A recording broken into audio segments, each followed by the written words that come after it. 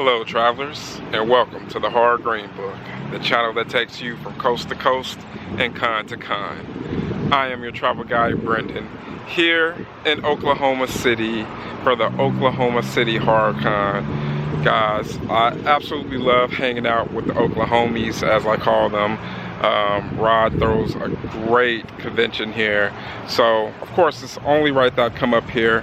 Unfortunately, I do not have the entire weekend like usual. I'm only here for one day, Saturday, which you guys already should know that it is chaos on Saturdays. Chaos in a good way, I'll put.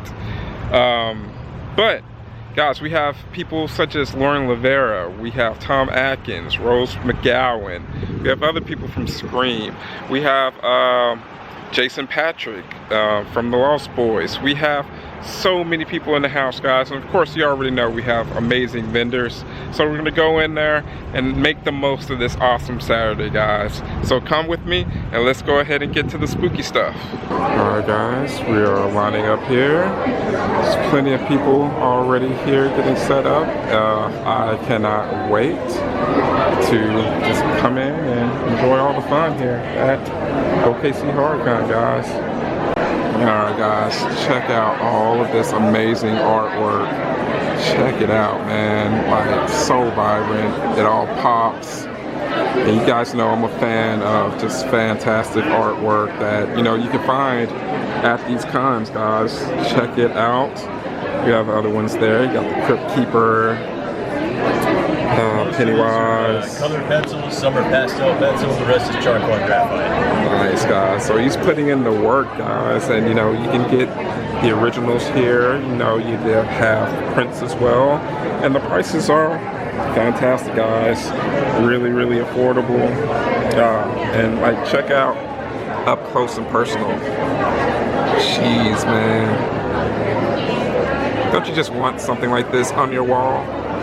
I know you guys do. So, if you're interested, you know what to do, guys. Go ahead, pause the screen right there. Effects, so we combine everything. I do drawings and paintings. She does special effects and scenic work. Sweet, there you go. I gotta love a good team effort, guys. Combining all the talents and just making it work, guys. So make sure to show them some love, guys.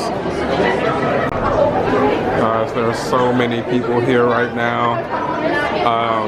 So many, in fact, that I have to park across the street at Walmart to get in, but that's Saturday for you, and this is their first time at this hotel, so we'll see how it is. All right, let's go and see what upstairs has in store for us. People out walking around, so let's go get to it. And you know, if you see my OKC Tulsa Horror Con videos, Vintage Toy Mall is always here, showing you all the cool stuff. And that's what I love about states like Oklahoma, anything like within like the Midwest or Southwest. You get to see like so many cool items that a lot of these stores are able to get. So, hey man, make sure to check them out and show them some love. There's just so many awesome people and vendors. We're just vibing.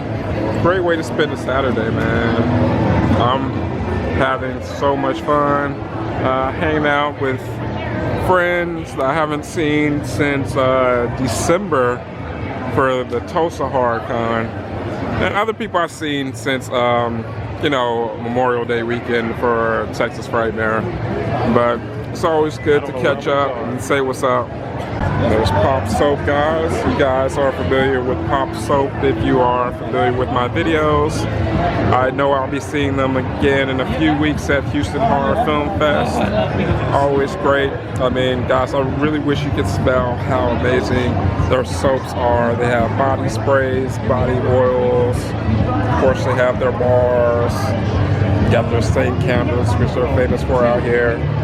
Definitely check them out, guys. They have fantastic stuff. So make sure to show Pop Soap some love. Just go ahead and search Pop Soap. Alright Alright guys, we are here with dear friends of the channel, Gothic Gardens Candles, home of the Bleeding Coffin Candle, guys. And you always know I love to show them some love, guys. They are just so wonderful to me. Every time I see them, I like to spend time chatting with them, just seeing what's going on. You gotta love this one, guys. I mean, this is amazing for your bathroom. I mean, it almost would be a pity to earn it, but then again, that's why you buy another one, you know? Let's go ahead and support these great businesses, guys. I love these coasters, these cool knife sets here, and gosh, you know, I love these candles. They smell amazing. I love how they bleed. It's just fantastic, guys. So make sure to show them some love, as always, at Gothic Gardens Candles, and make sure to let them know that the Horror Greenbook sent you. And before I go, I wanted to show you guys, of course, the price list is fantastic, but I mean, they have so many options for you to choose from. I love the book ones. I have a very awesome custom one that they designed for me, guys, that sits proudly in the Scary Sanctuary. And guys, they have the coffins here. Then guys, they are wonderful crafts and items to have here in your collection, guys. So you know what to do. Show them some love, guys. Gothic Gardens Candles. There's the card right there. Alright guys, we are at the booth here of Josh Reynolds. Josh is really awesome, man. I met him maybe a couple of years ago at I think OKC Horror Con is when we officially met. And he has great art, and I mean, I love his stickers. Wasn't able to, the booths are a little bit smaller this year than usual, so he wasn't able to get as big a booth as usual. Alright, Greenbook family, you guys are familiar with Stephen W. Scott from not only our videos, but also from hanging out in the live streams. He'll pop up and you say what's up and join us watching videos. He is a horror fan, so much so that he creates awesome books, these awesome terrifying books about these great subject matters that appeal to us horror fans, guys. So we have his newest one here, My Best Friend is a Demon. Now, I could give you guys a synopsis about what it is about, but let's just hear it straight from the author's mouth. We have Stephen W. Scott here, guys. So, Stephen, could you tell us a little bit about your newest book here? Yes. This one is about Elise, and she is Jeffrey's sister. That's nice. And she's a weird one. She acts like Wednesday Addams. Okay. So she scares people, alienates them, or pisses them off. And to give you an example how she acts like Wednesday Addams, she really tries to play with her other cousin Gunnar, William Tell. She actually got out the arrow bone. Okay. That gives you an idea. So she doesn't have any friends, so she decides to make a friend with a ghost. She thought it was a ghost, but it's really a demon. And it wants her to act out. Well, she's going to do what it says. Nice. And this brings both families together for both Do You Hear What I Hear and the demon inside me. There you go. And so you have a multiverse going on there. Yes, we do. And I have another one in the works, so that'll probably be out either late this year or early next year. Hey man, I can love to hear that. And it's going to include some great twists and everything. Sweet, guys. So make sure to support Stephen W. Scott. If you guys are not here to actually buy a copy right here, where would they be able to support you? Well, you can order them through Barnes & Noble and just about most bookstores. And you can also get them off of Amazon. Let me put up the Amazon QR. Alright guys, I'm going to give you a better one that comes up in just a second. Oh, there it goes. It has just focused right there. So make sure to scan that, guys, so that you can go to the Amazon link right there. So Stephen, hey, it's always a pleasure chatting with you, brother. I should see you in Tulsa. Will you be there? I will be there. Nice, nice. Well, that will be later on in the year. I always look forward to seeing all the great people in Oklahoma. I know, right? It's going to be a good one. And I love how they're spacing things out and they're having all the different options for us horror fans. So stay tuned for all the great stuff. And by the next time that you guys see them on the channel, we'll have all new books out for you guys. And I'll be in Kansas City at the Crypticon coming out. Oh. Next month. Oh man, I still have to go up to a Crypticon.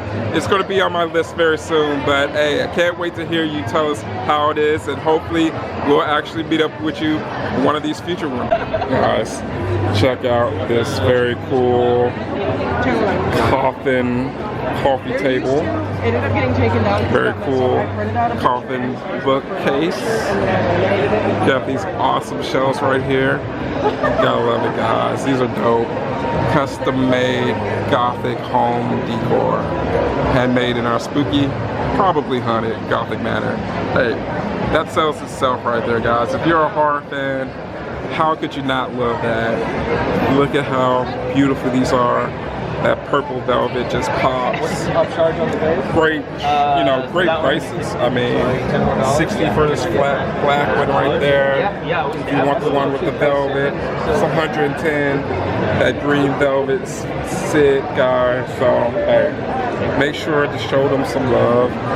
413. I'm going to show you guys their actual business card so that you can go and show them some love. Alright, guys, unleash your dark side. 413creations.com. And there you have the social media information right there. Go ahead, show some love, guys. I mean, the craftsmanship is fantastic. David LaBrava, Emilio Rivera,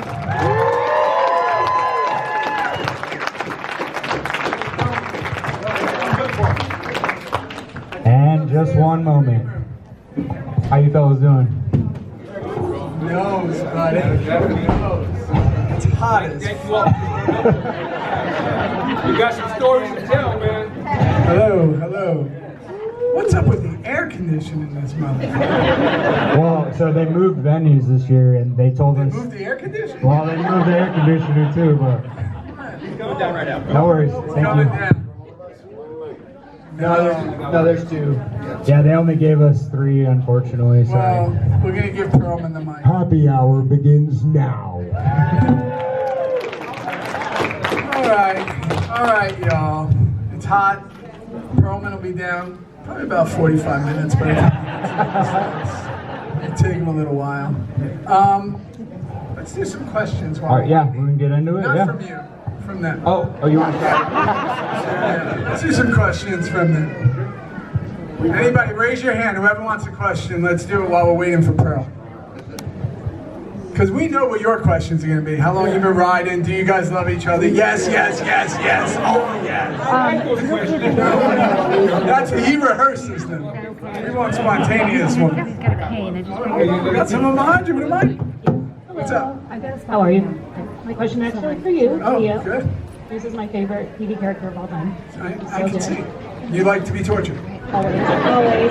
But my question is, the characteristics you see towards the end of the show, were those nature-based? Do you think you always had those and tried to suppress them? Or were they nurture-based from like the things he went through with the club? Turned him into the person he became, or was he always that? Great question. I know. Great. No, you're not. That was a great question. Such is life, right? We are products of what happens. Ladies and gentlemen, Ron Perlman. Yeah, I think that, you know, such is life, right? The things that occur to us change who we become and what we become, but innately, you know, there's this same thing in us. So I think he was a sweet person who just got put in a really bad situation. But more importantly, let's talk about Ron for a little while. You know, when I was a mere lad. Next question. What was your favorite and least favorite scene to film in the show? What was your favorite and least favorite scene from the show? Mr. Perlman. Emilio? Worst part was when Ron Perlman died. Broke my heart. He's only saying that because he's sitting next to him. But it really broke my heart.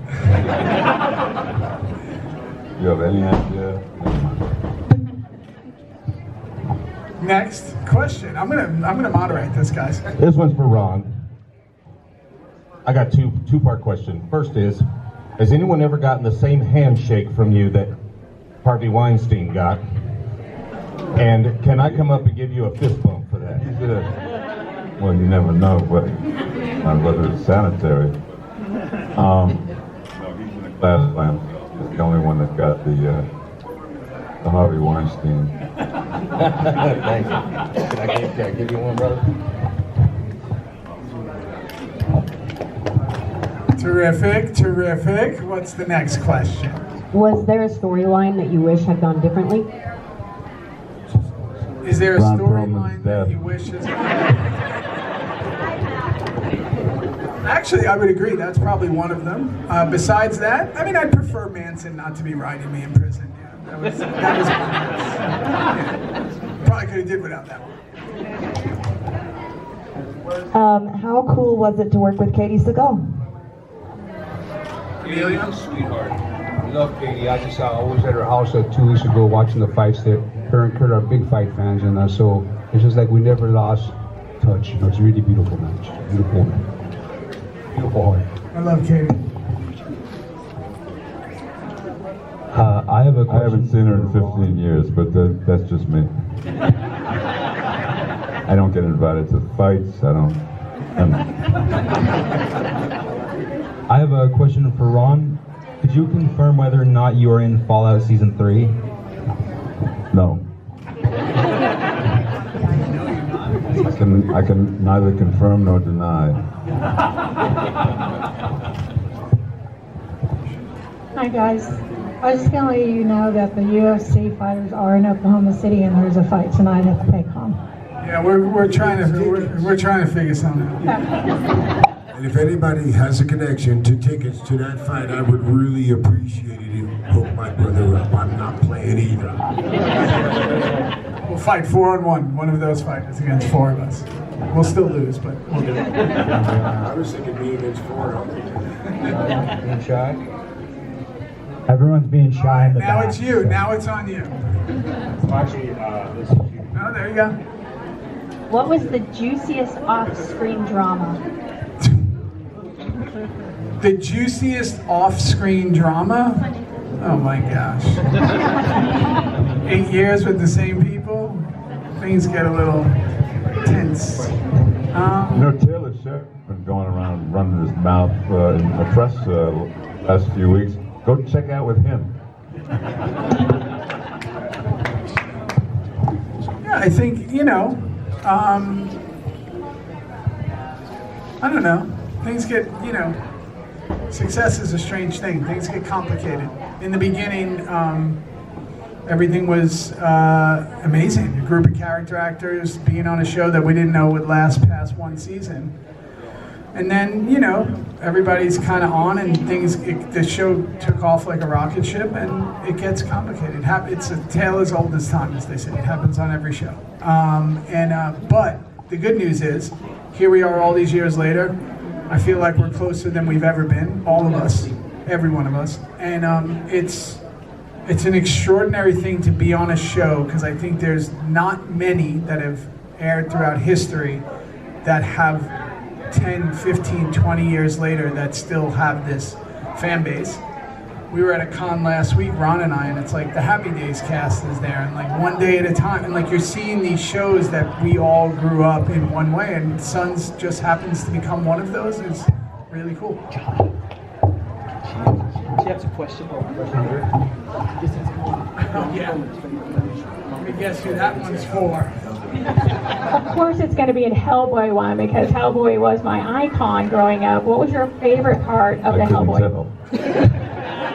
Why don't you come over here and let the rest of the people see what amazing job you did getting dressed this morning.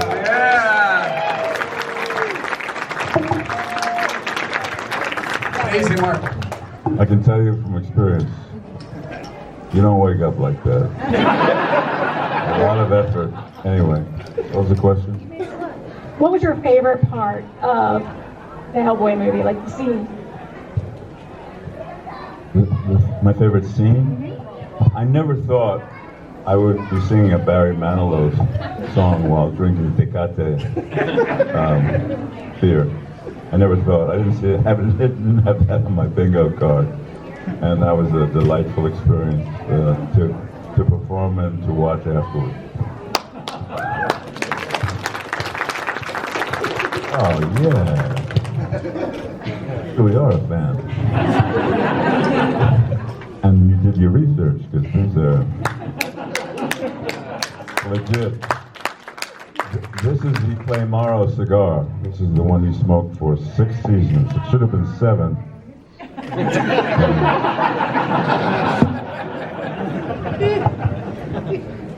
More shy people? Anyone want to ask a question before we get into ours?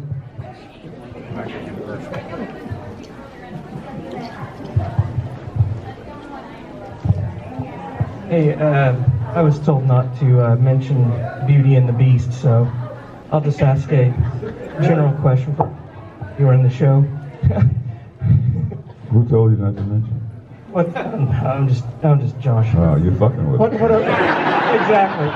What I wanted to ask you though is, with an ensemble cast like yours, how much writing? How much were you all allowed to influence the writing of the show? Did you have any say whatsoever? Zero. I gotta say this out of respect. You know, when they came up with the scene where I'm gonna kill Happy kills my son. Before we did that, Kurt came up to me and said, "Listen, I wrote a piece. If you do not want to do it, we won't do it." I go, "What is it?" He goes, "You're gonna have your son killed. You set it up." And I said, "I've never seen it done. Let's do it." And at least he asked me to do it, and it was done. And it was I got out of bad fan mail over it, but you know what? It was a great scene, man. People don't forget it, you know. That was the only time. Other than that, no. Y'all know I'm the technical advisor of the show, right? So I had to work with everyone. I think it was the 3rd script. Clay comes out and says, "The corporation is messing with the fuel injection." And I called up the set and said, you have to send these scripts to me. You can't say things like that. People will know you're all from Mars and you never wrote a book in your life. But that was the absolute end of the input. They're right. There was no input on the show. And strangely enough, that was the only line I truly improvised. So that'll show you my prowess when it comes to the inner workings of the Harley Davidson. And Emilio's fan mail was one guy from Minnesota who mentioned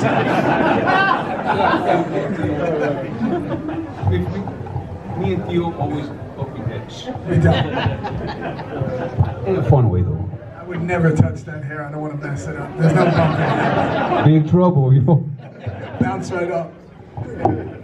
Hello, fellas. Any stories about Stephen King being on set or Walter Goggins?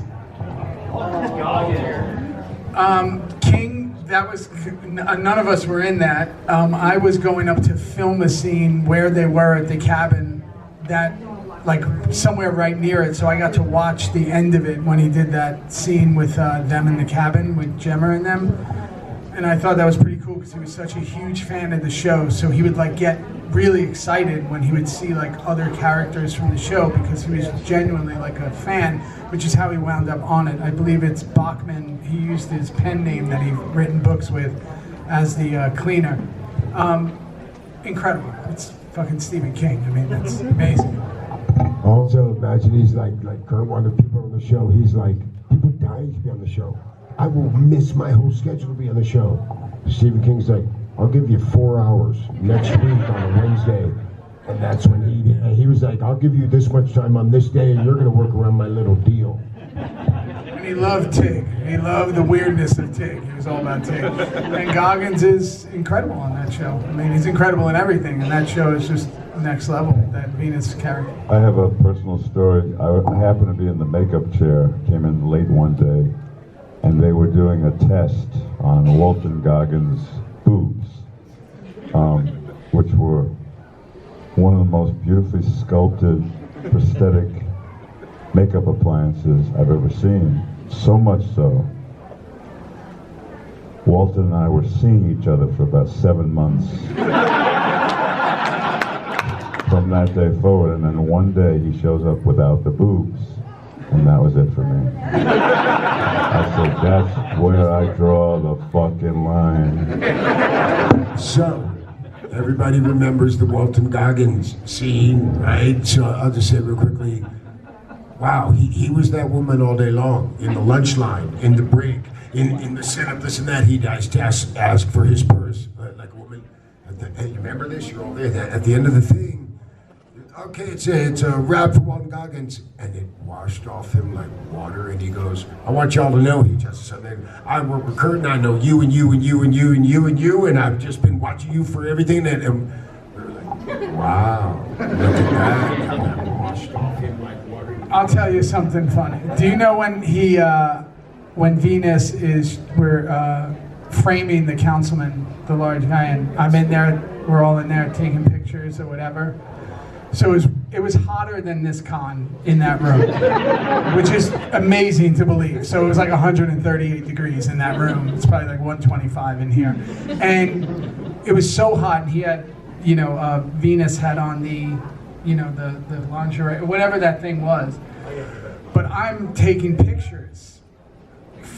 Juice is taking pictures, but I'm actually looking through the camera so I could see things really enhanced. And I had to keep telling the first AD, the first assistant director, that they have to cut because his nuts kept coming out of his face. So every time I'd be like going to take the picture, I'd be like, there's nuts in there. And somebody's going to see that on the edit. They're not going to be able to use it. So that was mine. So I saw his nuts really up close. Another reason why he and I stopped seeing each other.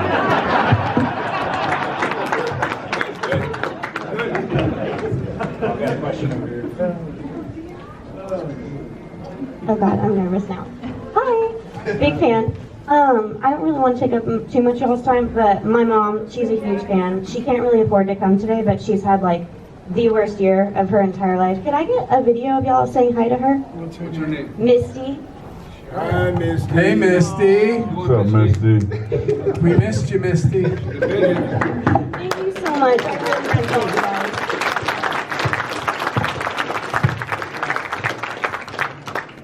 I have a question for Mr. LaBrava, sir. As happy.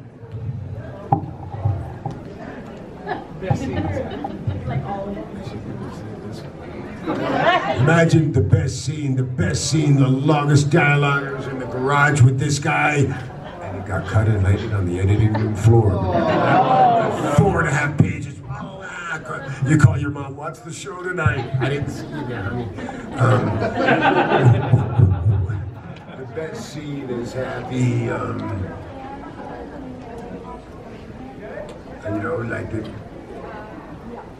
There were so many killings.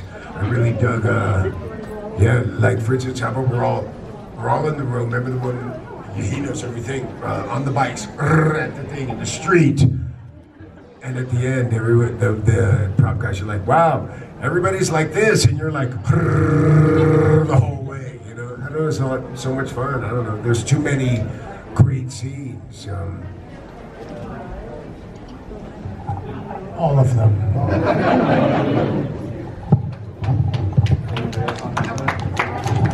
You what is cool? I was in the club at the time, so my phone was tapped all the time. And one of my brothers called me up. He's like, "What are you doing?" "We're about to ambush these fools and mow them down with the machine guns." And my brother's like, "Why do you say that on my phone, bro?" And I'm like, "I'm on the show for all you cops listening right now. I'm on the show. Look me up." I just have a quick question. I know it's probably frowned upon, but is there did any of you take any props from the show? And what's your favorite? Not frowned upon. We just did it. Yeah. Just did it?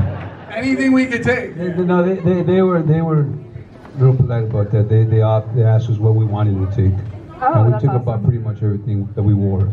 But then, yeah, I mean, we all got our cuts, we got our bikes. And then, but then we took, I was so fortunate, and it sounds crazy, I was fortunate to get killed off with one episode left.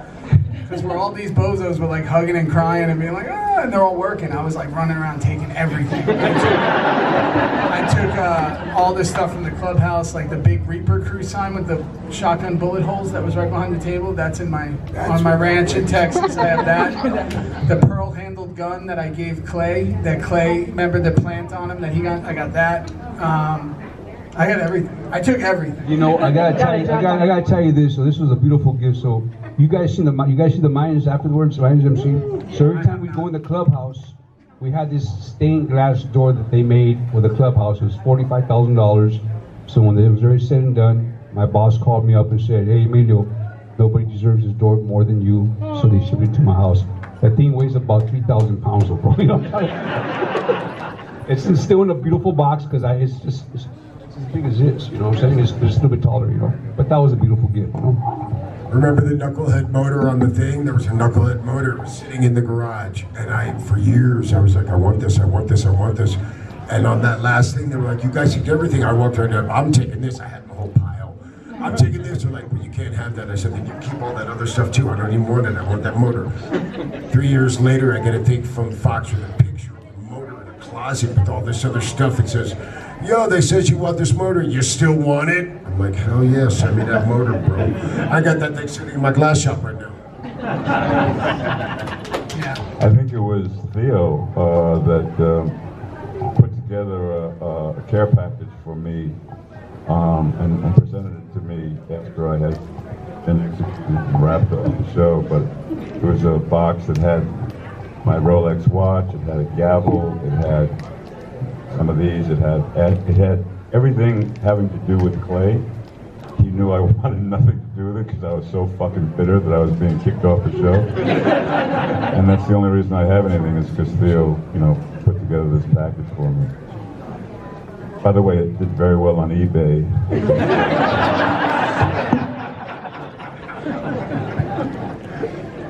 Anyone else? After reading the script, do you guys ever think it was going to be so popular and doing so many seasons? You know, I did. Because you know what it was is that it was something different. It was like Sopranos on wheels, right? And I remember growing up in my neighborhood, we had a bunch of outlaws running around. We had a couple of different ones, and it would always be like, my mom would say, don't look at them, because, you know, they were very small. And so you could actually see what you thought, how they lived, and the safety of your house. You dig what I'm saying? Of course, the stories were made up and stuff, but yeah, I knew it was going to do well, man, and it did, man, you know? Charlie asked me about it, because he was learning how to ride. He goes, you think it's going to be good, bro? And I go, it's going to be great, brother, you know what I'm saying? So it's good. Thank you. On this side before I go over here. You already up, I'm an Anarchy. Was Kim really the safety freak that he said he is? Speak up with the microphone. He said, was Kim, as in Tig, the safety freak? And yes. And that all spawned from one moment. There is a scene in the opening of season 3 where we're shooting the guns in the back lot. Remember that?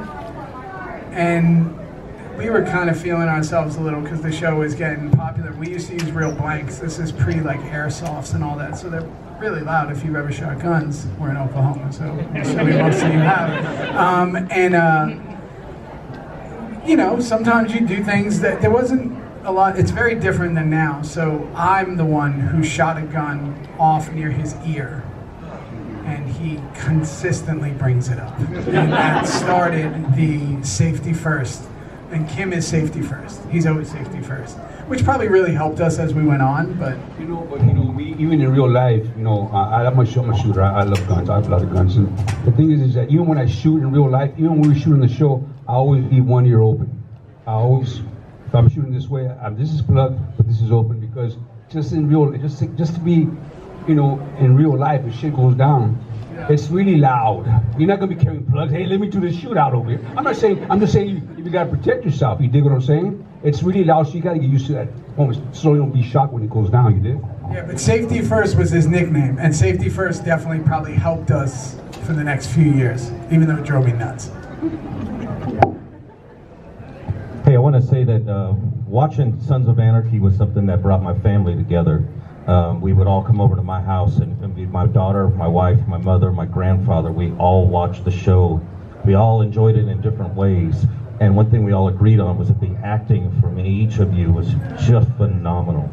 It was really just incredible acting. Some were a little better than others, though. Yeah, well, my two biggest takeaways from the show, my mind goes to when someone says Sons of Anarchy was just before you died, that your performance, it really was outstanding. Thank you. And the pain that you showed in your hands, it was like, because I have horrible arthritis in my hands, and I felt that coming through. So it would make me wonder if you actually had that, because it almost didn't even feel like you were acting, like we could feel it through the screen. Dude, I don't even ride a bike. It was all acting. Wow. Yeah, amazing job, guys. Amazing. Thank you, brother. Appreciate it. Thank you.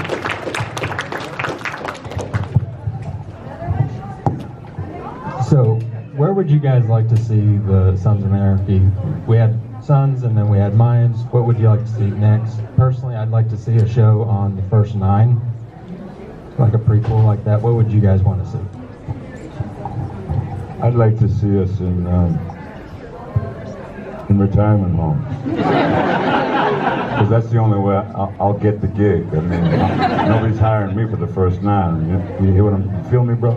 He's basically saying if he ain't in it, he doesn't give a shit. Basically what I'm saying. But yeah, no, I think first 9, 1968, coming back, from the war, Gemmer 18, Unser them, that's a pretty great idea. And then obviously the one of the 2 brothers, one going one way when they're older, right? You have Abel and Thomas, and you can do it as one is following the father's footsteps, one's not. But Disney owns Fox now, so good luck. So, do you ever see on the internet, Sons 9, this and that? They show like pictures, everything, and if you ever look down on the 4th or 5th comment, it'll say my name. It says, this is bogus, don't believe the hype, it's ridiculous. So I want to say, I sold 2 shows to the network. I write, all these people write, I wrote that thing you said, first 9, I know them. I called up Nick and said, man, I got an idea for a thing. We got everybody on the phone, and I start breaking this down. You break it down to the end, and Nick's like, whoa, David. I don't want to see you waste a ton of your time writing this thing. We're not doing that. That's never going to happen.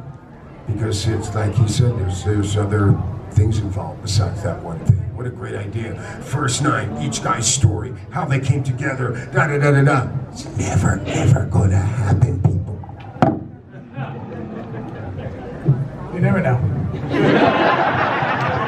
Because one guy creates it, and one guy owns the thing, and this network owns that, and then you got ego number 1, ego number 2, with a massive ego combined with greed and how much money they want. It ain't gonna happen. Something got said down the line, because I know all the younger actors that look like me a little bit, and for some about a year ago, everybody sending me their picture. You think I look like you, bro? Young you for Alvarez? I go, you look perfect, bro. But I say that to everybody. I'm not gonna be here.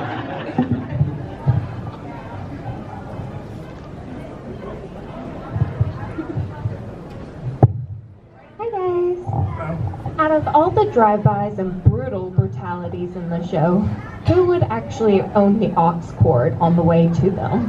Who would say that last part? Who would own the aux cord? Who's playing the music, the jams on the way to them? Jamming. Who's putting the music on the way to kill a ton of people that we're not getting arrested for, as always? In real life or on the show? Not in real life. In the show. Real life too. I think that's a good question. There's nothing but silence in real life. Would Clay play Sinatra? What would Clay's theme song to Murder People be? Jethro Tull. Good one. Johnny Cash or something? Remember when you would see the vans and we're all shooting? Bro, that was the middle of the day. People would be calling the police saying, they are shooting on this thing! And that shit, and real cops would be rolling up and then, oh, no, okay. That's what. You ever hear that song Billy Joel wrote about Saigon? Yeah. Good night, Saigon. Yeah. I mean, that was Clay's life. That was, if there could have been a song written about Clay, what happened to Clay before he came in and found the club, That was it. So everything, he would have been listening to the Doors. He would have been very acid rock, bullshit, crazy, eyes bugging out, on every kind of substance you could have. Is that it? Yeah, I think You just stopped. I didn't know if there was another song coming. No, there's no more. Hang on, there's. That was really good for a moment. I was like really into it. And I thought there was gonna be like one more song maybe I'm gonna say. I've been listening to that Billy Joel song. I don't know whether Billy Joel was in the arena or not, but it's as if he was. The song arrows too close to what guys are feeling there. I really immersed myself in the Vietnamism of Clay's background. All his tats were death above and shit, all stuff that fucked him up.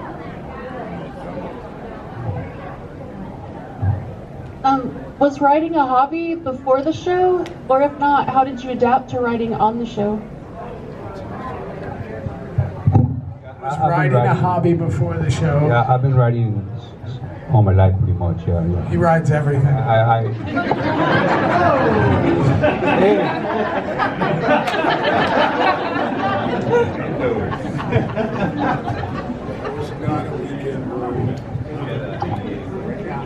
So, listen, some took to it really quick and some a little more different. It's all online. It's on the web.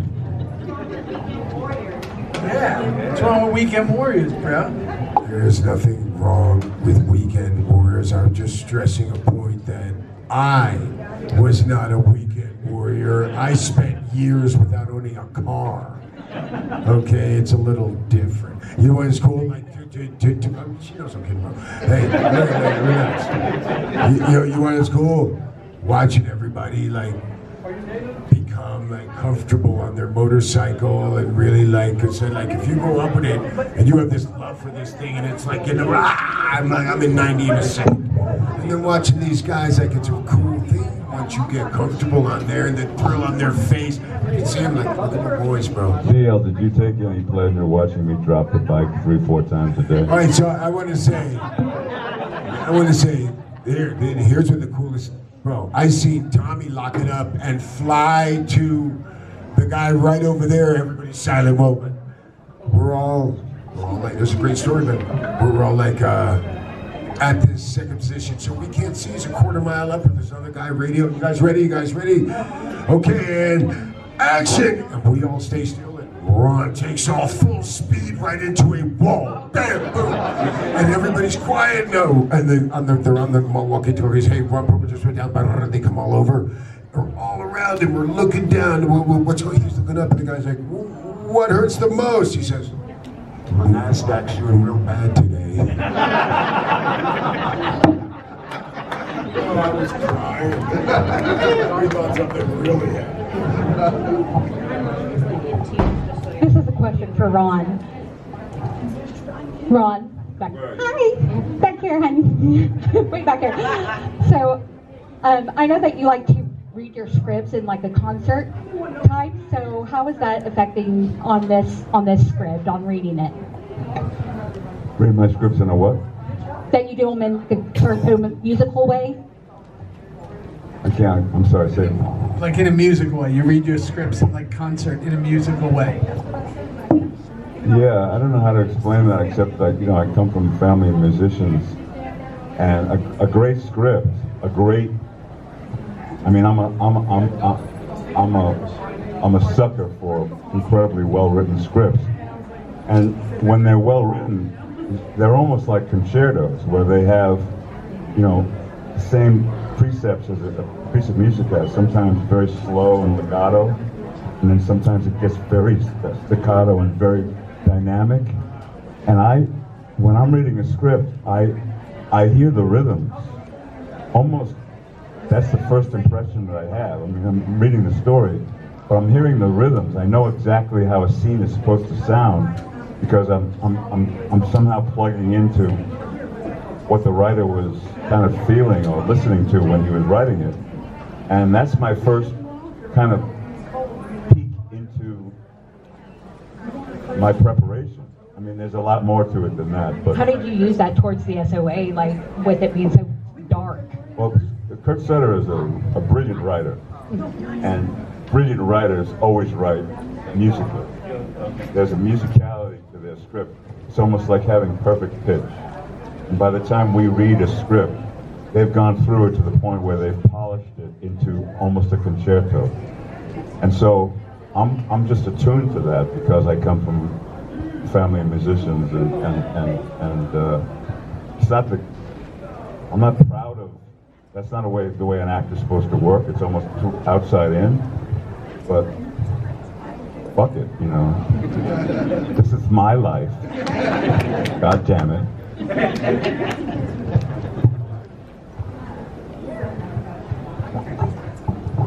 You said you come from a family of musicians. Are you a music artist? Do you play? Well, the reason I'm an actor is because I knew I came from a family of performing artists, but what you need to be a musician is discipline and skill, and I needed to find an art form that didn't require either. And so I did a play, and I realized I don't ever need to practice, and I don't even need to be that fucking good. I'm still getting over on it. So I became an actor. No discipline, no skill, ever. Thank you. On the flip side, he does a great Sinatra. He really does, man. Thanks, pal. Hello. This is just a fun question. In the show, there was side hustles you guys had. There were side hustles you guys had to support the club, the massage parlor, the shop. If you guys could have had your own side hustle to put into the show, what would it have been? We had a bunch of side hustles that supported the club in the show. If you could have your own side hustle that was not already in the show, what would your side hustle be? Like glass blowing, like what would your side hustle be? I mean, a rub and tug place, I think. You know, that's what I'm just saying. I'm not saying for me, I'm saying for like near a college. Really? You think he's... I had everything, bro. I had the drugs, I had the women. Something that wasn't on the show. Oh. A car wash. Everybody needs a car wash, yeah.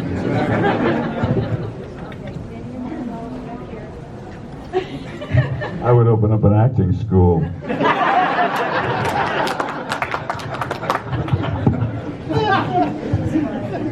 Would have been popping. Would have been full.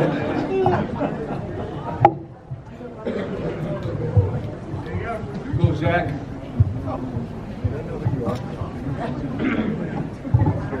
Important question. What was the weather like filming Sons of Anarchy? That's a great question. What was the weather like? Go ahead. So Madge is like, wow, it was hot as could be. We filmed in the summer. A lot of shows take off in the summer. And we're standing out there in leather jackets in the summer with hoodies on. I remember like season 3, I went into there, I said, what do you think it's like summer in Oakland all year long, bro? Like, no, it's not. We can take the hoodies off, please. It was very, very, very brutally hot. The bikes, the whole thing, because we started in June and we went for 6 months. Yeah. Yeah. Hot.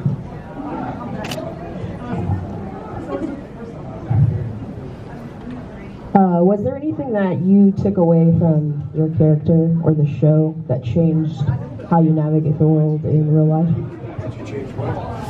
Changed how you navigated the world in real life? Everything. It changed, for me, the show changed my life. I mean, I met my wife, I have my kids, I learned, you know, I think we've been saying this for a long time, but for someone like me as a young actor coming on there, it was like going to college. I was around all these incredible character actors that I had watched most of my, you know, life growing up until that point, and it was like going to class every day, like studying people like Perlman and Emilio and Coates, and then the guest stars that came on, and then, you know, you learn sometimes as much what to do as what not to do when you get some, you know, you see bad behavior and you see good behavior. So it changed everything for me. It's how I went into it prepared me for every single job after that. And there's so many times when I'm on set or something's gonna happen that I go back to a moment in those 8 years and I'm like, oh. And you know, there's little things that, like, I remember Jimmy Smits told me something that like stuck with me forever, you know, and just things that happen throughout. So for me, I was just sponging it up the whole time and listening to these guys and watching these guys, and I couldn't have had a better kind of origin into it. Even though I'd been acting for 8 years before it, it was never like that. You know, me coming in, I was already a veteran actor, and but you know, getting to work with Perlman, I was a big fan of Perlman Beauty and the Beast days. You get what I'm saying? I know you're not supposed to mention it. I did. I love that show. So when I got to work with Perlman, first time heads up in the prison cell or jail cell, I was, and I've been working for a long time by now, but I was nervous as shit. You know, because I'm working with a fucking beast right now. You know, and as the character he played and the actor that he is, and it was like Theo said, I got to learn how people work, and you know, William Lucky, rest in peace, Joe Lucky. I used to watch him back when I was a kid in Western, so it was like a big thing for me, man. It's so beautiful, you know.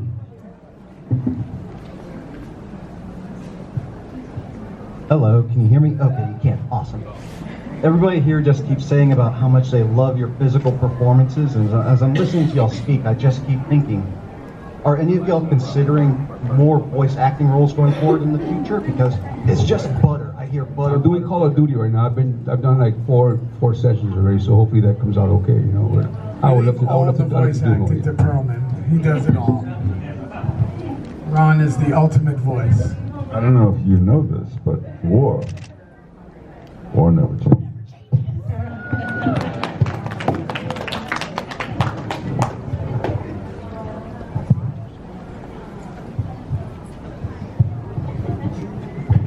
Hey guys, so I had a question. For all four of your characters, you kind of had somewhat of a, I guess, difficult ending. Is there anything you guys would change about your endings? Or your character's demise or anything? Oh yeah. What would that be? How would you want to see Clay? I really, and I talked to Kurt about this, you know, I wanted, you know, the premise of the show is based on Hamlet, so it had a Shakespearean structure to it. And I wanted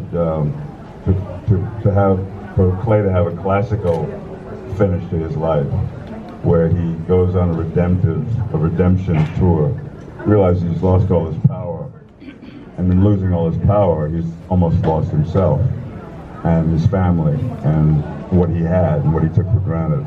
I would have loved to have seen him try to make amends with everyone and then quietly slip away. And Kurt had me robbing houses instead and going to fucking jail and talking about pussy and shit. I gotta say this, you know, I like my ending. I gotta live to take care of my family. But the real ending, the first ending that they had for me was since my club kicked me out of the club, they just shunned me. They didn't come and visit me. So at the end of the way the show was going to end for me was, you see a guy on a motorcycle with a Sons of Anarchy patch, and then you turn around and it's me. That was the fucking ending, right? That's what they wrote for me, right, bro? And I didn't want to say nothing. It was happening to give me the word 2 weeks earlier, and I'd be in bed, like hating this shit. I wouldn't do that in real life. How am I gonna jump? I would never jump. And it was eating me up, man. It was fucking eating me up. And I was like, and I just didn't have the balls to say, please don't let me go out that way. And then, like 3 days before we shot it, I said, bro, I called up. I said, bro, I can't do this. I mean, this is like, where's the loyalty at? The whole time for 12 years, I've been a loyal guy for my club, and I'm just gonna flip it like that. And they understood it, and I went out the way I did, you know, because you can't do that homework, you know, especially if you're true brute at the club, you dig? This question is for Ron. I think Kronos is one of the most underrated vampire films of all time. With it being Del Toro's feature film debut, did you know that he was going to become the iconic director that he is now, back then? Yeah, I had a feeling from when the first set of dailies came in, which was a few days after we shot, because we had low budget. And we weren't getting the dailies in a timely manner, but I was with him when the very first shot I saw, the composition of what was on the screen. I knew I wasn't looking at just a guy who directed movies. I knew I was looking at a guy who was going to take his place among the giants, whoever, in the whole 100-year history of film, there's a dozen giants. And I knew that Del Toro was meant to be a filmmaker by just what he put in each frame. Each frame was a classical, beautiful oil painting. And I got back to town, threw a party at my house. I invited everybody I knew. I invited all my agents, all my managers. Guillermo owes everything to me.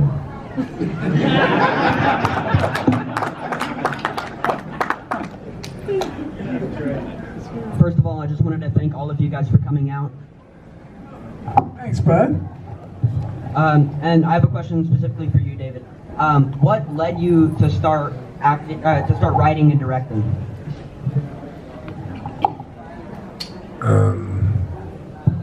I did the show. It was like 7 years of film school, and I was already writing for a hot rod magazine.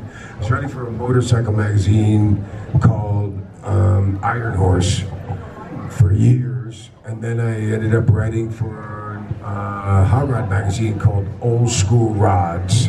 I was the last page of every issue. It's called Burning Rubber with Jimmy Carbone. So this is like, after 3 days going, I need it on my desk. So I went to, we were building bikes, and I told the guy a story, and he says to me, I'll keep it brief, guys, and he just says, hey, we need a fiction writer. I'll give you $250 a thing, 1 page. I said, I'll do it from the last page of every issue. So I created a character, Jimmy Carbone, and I would write this whole thing. So I got on the show. So you're writing. I'm getting paid for writing. I did that for 8 years, and then I got on this television show, and I wanted to write on the show, and Kurt's like, yeah. And it wouldn't give me no time. I'm the tech advisor, so that's a little story I got on the show. So in the 3rd episode of the first thing, I said to Kurt, can I know the form of the show? He looked at me and said, well, I got it from reading it, and he walked away. So I read him, asked the guy, Jim Perry, what the formula is. A 10-page act, ends in a cliffhanger, the A stories, Clay and Jax, the B stories, everything else. Yeah, I went and wrote out that episode. I sent it on Thursday to everyone. Boom called me up, he said, they're gonna fire you, bro, on Friday. I said, why? He goes, because you're paid to act, you just showed them how to write a fucking episode. Well, on Monday, Kurt walked right up to me and said, okay, you wanna write? I'm gonna let you write this blog called Fat. You can't be D.L. Alexander, you can't be Happy, you can't be Jimmy Carbone, make a new guy. And you could write a thing about the show.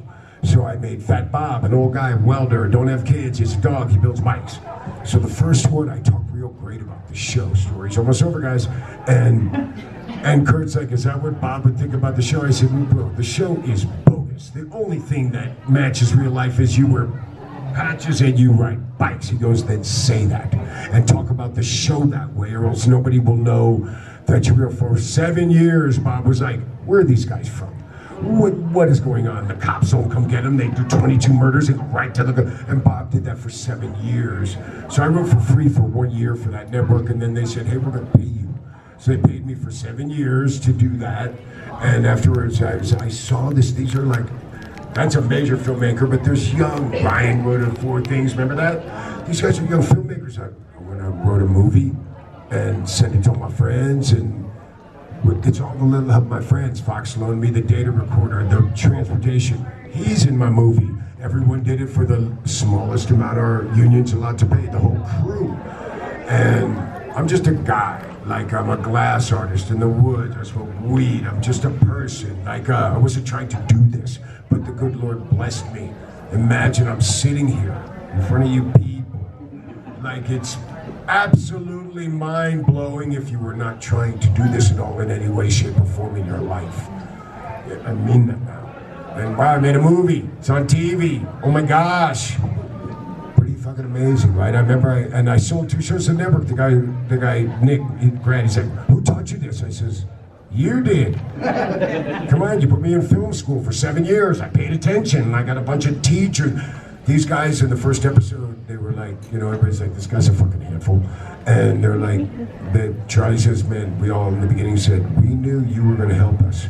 So we all decided to help you, bro. And it's a real, believe it, it's a thing they do. But I didn't think it was a thing. You watch TV, it ain't a thing.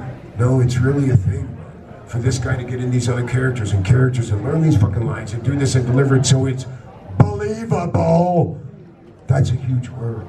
And I was a guy who wrote tons of movies, like any American, but I want to be in the movies. Yeah, it's quite an experience, man. Thank you, God. And we said it was an episode in the first, a handful in the first episode, and we still say it today. All right, we only have time for one more question, and they raised their hand over here, so. Love you. Hi. What character death shocked you guys the most when you got your script? What character death shocked you guys the most when you read it in the script? I'll just go quick. Tara, I couldn't, like, the Opie thing was obviously a giant shock because it was the first shot fired, like, big one, like, big shot. But Tara was like, what, I don't understand, that's his wife. Like, that kind of, I knew we were in a lot of trouble after that. Like, it was like, oh, everybody's dying. Yeah. I don't care for the dude, not one bit, but I remember the day when that guy, what his name, Johnny, got killed. It's like, when you get killed, I'm sure that Kurt calls you up and says, hey, this is going to happen, da-da-da-da-da-da-da. No, we're on that day like, Johnny, it was a table read, Johnny's getting killed, he'll be here in an hour, he doesn't know he's getting killed. That was something. I couldn't care nothing for.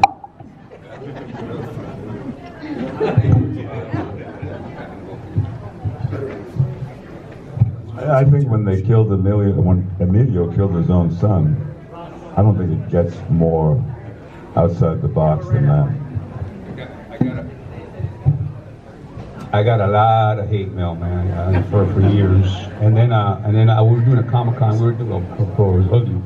And but it was good, right? Anyway, you imagine the balls writing this savage hate mail? No, but that's all they could do. I'm okay, whatever. You know what? But you know, to do that scene, you know, I have a son the same age at the time. We're still the same age now. But it was really weird, man, because, you know, I called my real son, and it was really gonna break my heart, because I wouldn't do this in real life. And I called him up, I go, mijo, I'm gonna do something right now, but I want you to know I will never kill you, man. You know what I'm talking about? Because I come from a rough part of town, you know what I mean? But shit happens sometimes, but never that, you know? And he goes, I know, Dad, I know you wouldn't kill me, man, you know? But I was feeling it, man. And then I started crying, right? I started fucking crying, really crying. And then I go, and we weren't doing that scene yet. And I go, everybody come now. We know when I know we're shooting this now because I'm fucking breaking down now. And we did it. And it was fucking, what they showed there was the cut up version, because I was fucking crying after I did that scene. Remember that shit, bro? And then they didn't want to show Alvarez to be so vulnerable. If I'd have been crying, oh, boogers coming out and shit, they would have said, that guy's too soft. So for the character, they cleaned it up. He did. So if you have a son, make sure you tell him you're not going to kill him. Bro, and even me, I was like, you know, we wouldn't do that. Like, even they wouldn't, no, he's going to do that. Ladies and gentlemen, thank you to these gentlemen. Thank you guys so much. There'd be no show without you. Everybody who has a group photo op with them, head upstairs right now. That's where they're heading next. Thank you, gentlemen. Appreciate you. Yeah. Thank you. Don't fight me.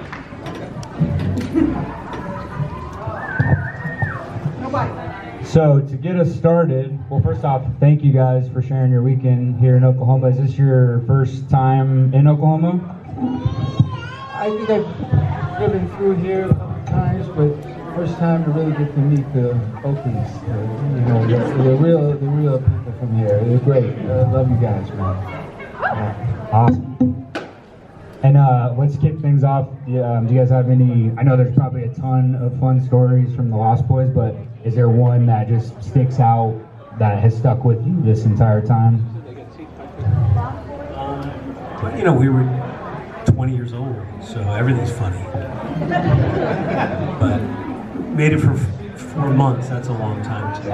It was just people running wild, being in a movie really for the first time. All that stuff was really interesting and exciting. And the fact that we're doing something at that point that had never been done before.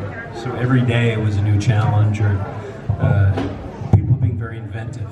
And so if you feel that you're part of something, and Joel Schumacher, the director, took all of our input a lot, which was rare for young people. So that was fun. You know, for me, it was the first big sort of studio movie. Jason was already, he's an actor, as was Corey Haim, as most of the cast. You know, so for me it was like my first sort of, you know, we got to ride motorcycles and prep for that, so that was a lot of fun. And just getting out there, and I knew I wasn't going to have a lot of lines when I was cast, so that pressure was taken off me. But just the whole experience, it felt like I realized, because I was still not sure what I wanted to do with my life. I had gotten out of college and just sort of fell into modeling for a minute, and then was cast in this film and going out to LA. But I remember that first or second night on the boardwalk with all the locals that came out, you know, and the hippies and the local Santa Cruz people, and you know, these guys, and we're on the motorcycles, and that electricity and the big 10K lights. It was like we were the circus that came to town, and it was just very high adrenaline. I was going to ask you that love for this was like something that was, so that whole thing, introduction to big cinematic filmmaking, and with all super top tier talent that Joel assembled from, and Dick Donner from the top all the way down. But these guys were real creative, and Jason, you know, he had a hand in creating the story and everything. But for me, it was just the little I had to do was all I could handle. But the fact that I was there and that we're still here and this film's still alive, I mean, the whole thing is spectacular to me. That's awesome. So Lost Boys, I actually just introduced it to my wife for the first time. We watched it on 4K. Beautiful, beautiful, so much fun. And it's one of the most iconic vampire movies of all time at this point. What are some other vampire movies that you all, each of you like, and you kind of have grown up loving?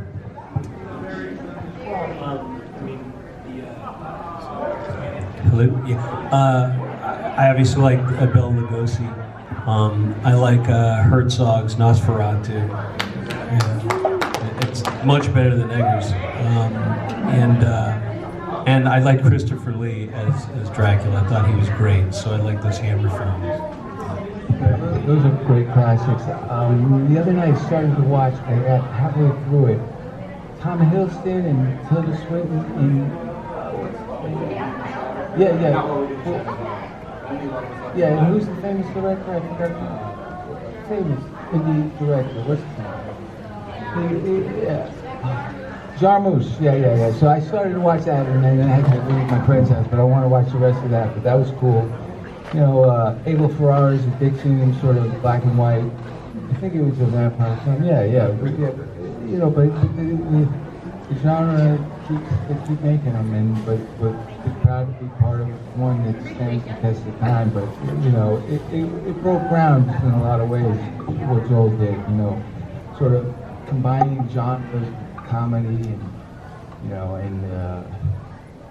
little action, just real important universal themes of single motherhood and first love and alienation, but with the youth and all. But it's a great genre. It just keeps going, and looking forward to the next Jason, you were in Roger Corman's final film, Frankenstein Untold.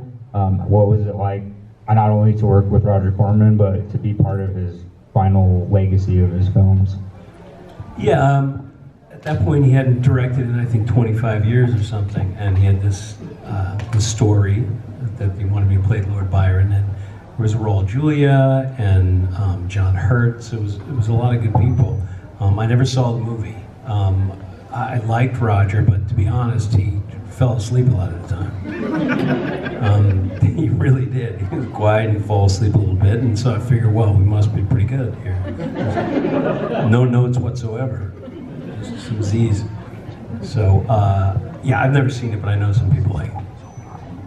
We actually got to talk to Lauren Lavara earlier today. Of course, she starred alongside you, not in the same scenes, but in Terrifier 3. What was it like to join something that was that kind of drastic or that extreme, and be a part of something that was like breaking unrated films records in the theaters?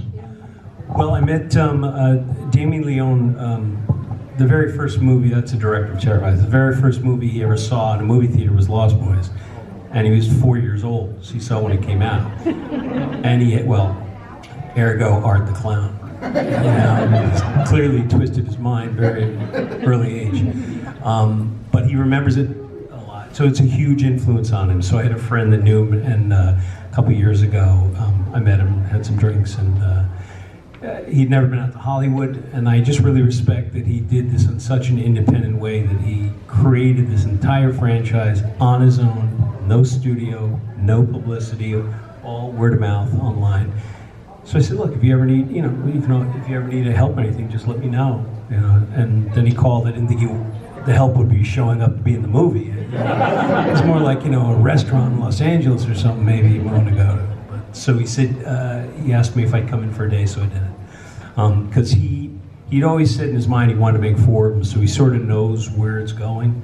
So I'm a very small part in it, but in part 4, it's going to answer some questions.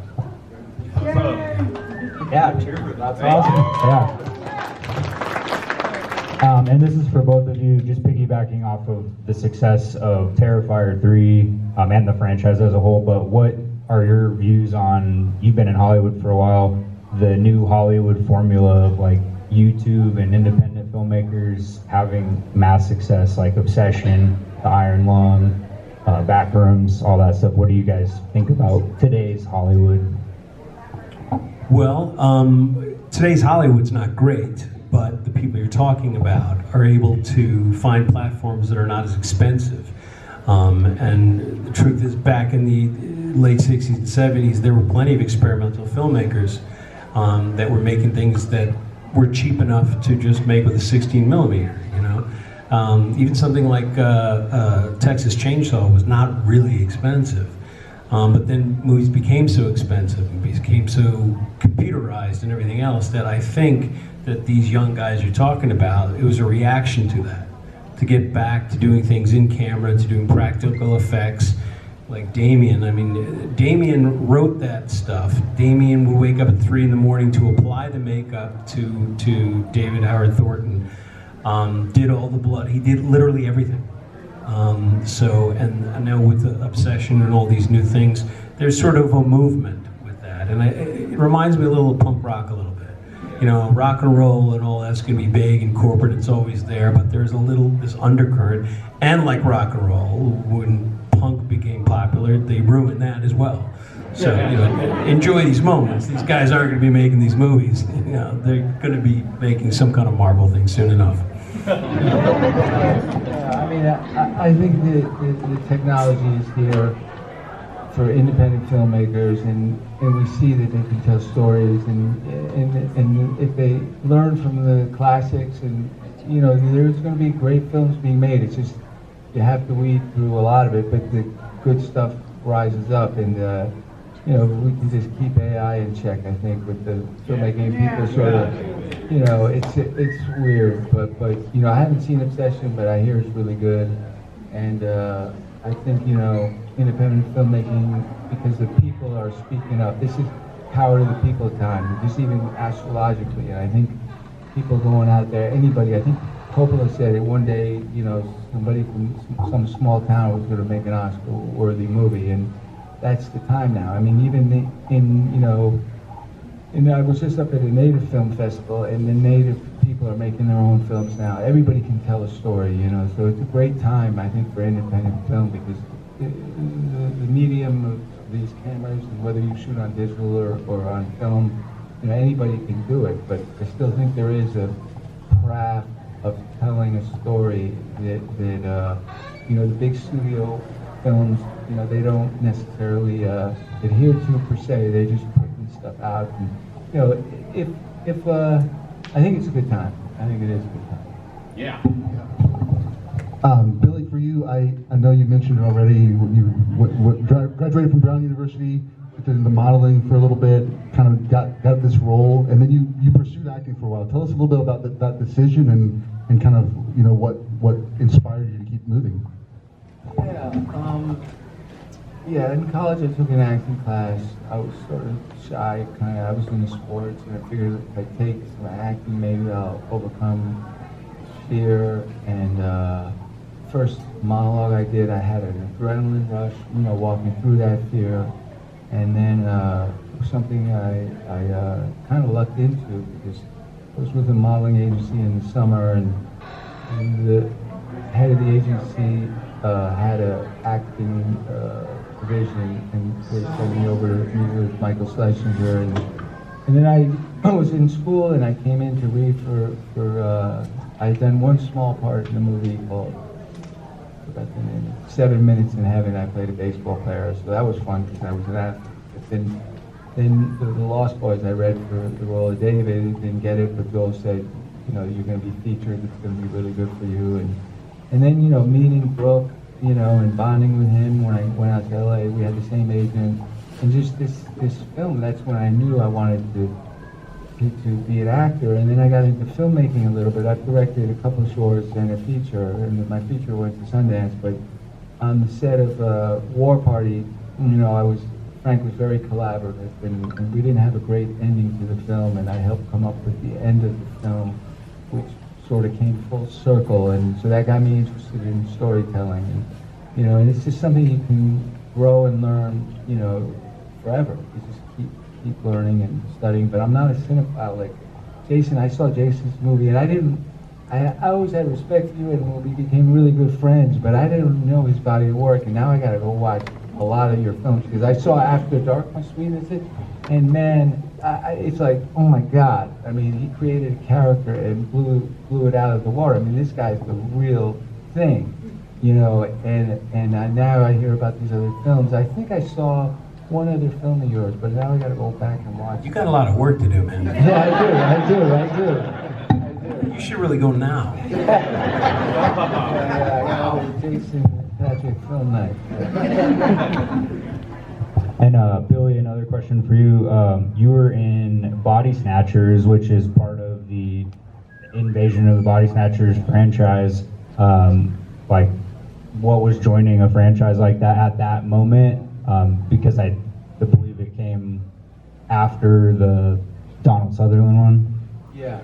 That film was directed by Abel Ferrara, Warner Brothers studio film. I had a couple of credits to my name, and Abel had went to bat for me to play the male hero lead with Gabrielle Anwar, Forrest Whitaker, Terry Kinney, Meg Tilly, and a great cinematographer, Boyan Bazzelli, and it took place on a military base in Alabama.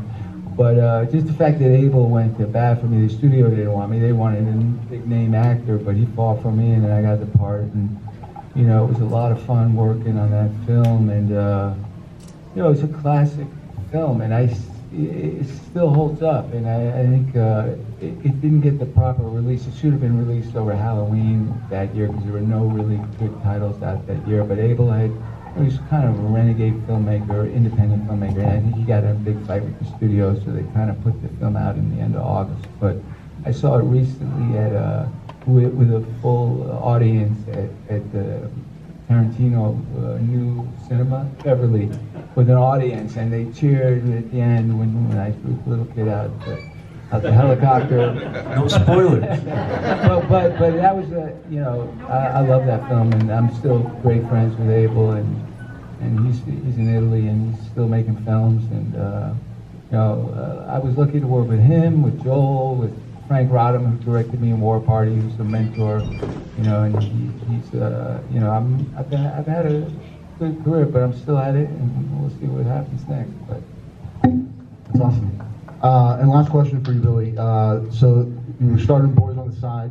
Not a scary movie, but it had some scary movie alums in there. Drew Barrymore, of course, for Scream. Matthew McConaughey for Texas Chainsaw.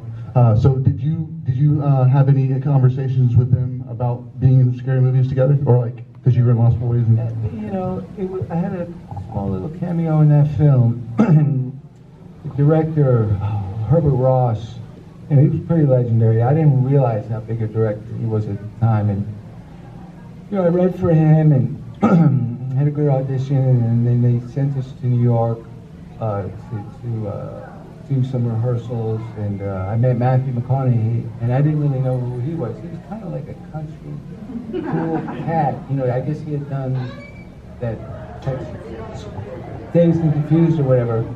But I was into health food and carrot juice, and he had never had a carrot juice in his life, and it was weird. But we connected a little bit, but then I didn't see him for years. He went on to become a pretty big star, and I ran into him at the airport. He said, "JK living, just keep living," or whatever. And then I called his company up when I had that project and whatever. But he was really cool. But Drew was great. Whoopi was great. That scene was pretty wild. I was a little scared when I tossed Drew up against the wall, and she fell down. I thought I had screwed things up, but she got back up, and it was a good scene. And to work with those, and Mary Louise Parker, also a phenomenal actor. So I'm also proud of the work in that film as well. Well, thank you. Enough from us. Let's hear from the fans. First up to that. So 1987, obviously an amazing year for movies. It was also an incredible year for music in all genres, with the birth of hair metal and in the country music giving us the Highwayman, etc. to go on. Like every genre of music had something groundbreaking happening. This is for both of you, what was your favorite band at the time, and what's your favorite band now? I love all genres of music. I'm actually gotten back into music a little bit and produced a record promoting the artist Trevor LeSueur, and his son is an incredible guitar player and singer. He's got a band too, Gus, the band. But at the time, 87, I probably was, I think Joshua Tree came out a couple years later, and I really loved that album, U2. I had seen U2 at college, seen Bob Marley's last show in college. I didn't really get into the punk scene, and probably at the time, Aerosmith maybe. I like the Rock Stones, but I couldn't tell you the 80s bands. I mean, the new wave came then too a little bit. I remember some of those bands, but Chili Peppers. Oh, the Chili Peppers, yeah. Jane's Addiction, in LA, I went to a couple of their shows. It's music, I love music, but what are some of your favorite bands from there? Well, back then I was really liking Slayer, Whitesnake. Okay. Yeah. I didn't get into the heavy metal so much, although I saw that scene on the Sunset Strip. I was in a band called Dust and Bones back when, just learning about music. I wasn't a musician. I'm still working on some music that I'm going to put out next year. Some of the stuff that we recorded in the 90s, but that was a time when that Sunset Strip with the hair metal bands was like a zoo. I mean, everybody's handing out flyers. I saw Guns N' Roses when they were young and first. They were just, scary. Just, really like. And then I saw them at the Hollywood Bowl, and it doesn't work anymore because they were so dangerous back then. They were wild and out of their minds. But now it's like a lounge act. But I love the fact that those songs, they're great. That was a great Appetite for Destruction album. But yeah, the music back then was great. I think there's good music things still happening, but. I liked Springsteen a lot back then. I was sort of excited because I'm from New York and Jersey, so he was an unbelievable show. I remember I saw the Stones when they were 81, that Tattoo You tour, and I thought that at that point was the best piece of entertainment I'd ever seen.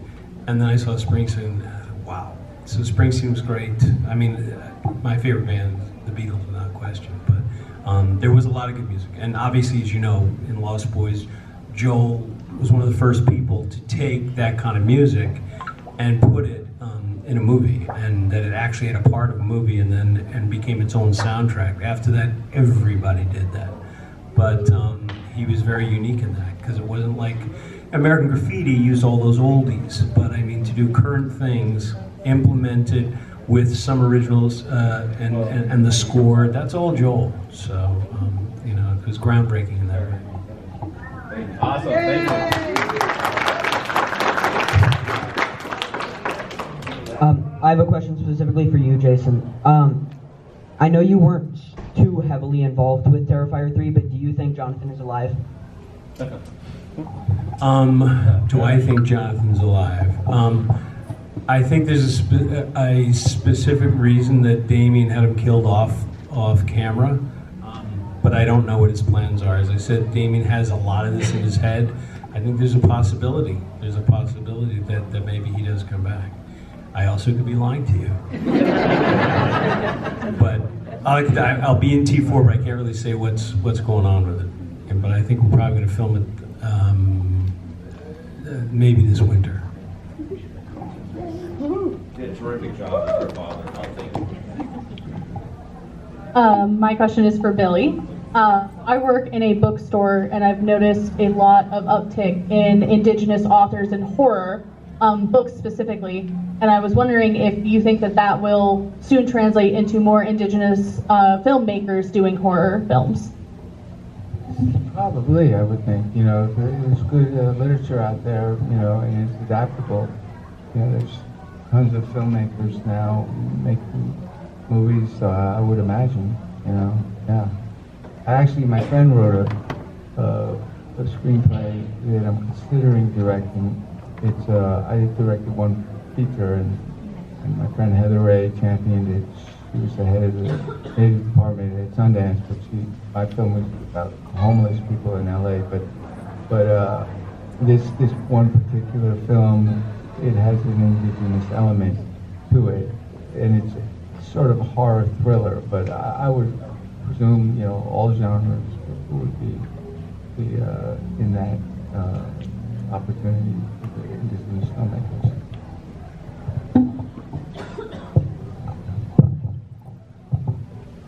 Hello, this question is for Jason. I think you're in two of the best crime thrillers of the 90s that I love to recommend to people, Rush and Sleepers. Could you share any stories being on set for either of those films? Yeah, wow. I was about 24, I think, when I did Rush. So the character was supposed to be older, so I just grew a beard and a little haggard. Back then, you gotta understand, again, that's 35 years ago. Now you see those type of movies. When I was making Rush, my peers were making John Hughes movies. So I know a lot of you people like it, and I think it's really good, but it was not a successful movie at all, which is consistent with most of my movies. But it was very, very ahead of its time as far as that depiction of drugs and drug taking. And that's one of the things I said to the director at the time, that if we're going to make this movie, I want to do it in a way that you've never really seen drug taking. Because this is before Train Spotting and before Requiem of the Dream and all that.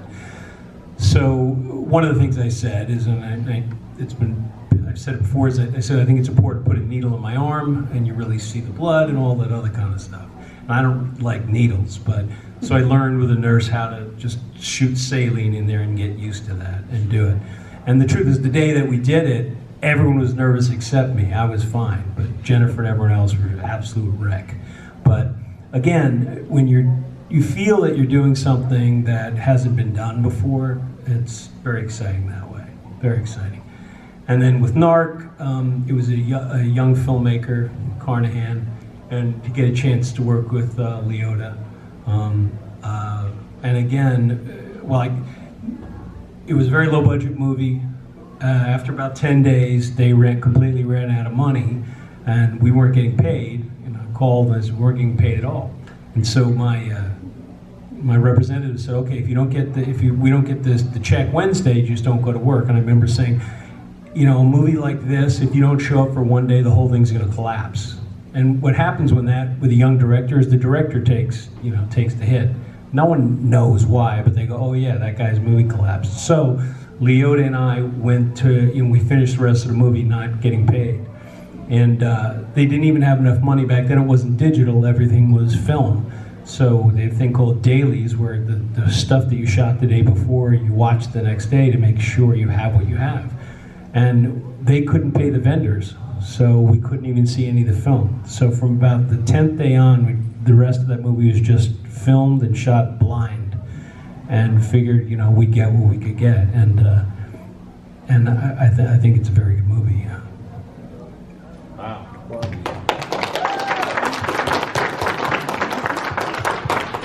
Hi, guys. I'm a huge Lost Boys fan. I love you both. And I'm a huge music fan. And Jason touched on this, that the Lost Boys was groundbreaking in the way they did their soundtrack. And it's one of my all-time favorite soundtracks. So I was wondering what you and Billy's favorite soundtracks are. Favorite soundtracks in film? Yes.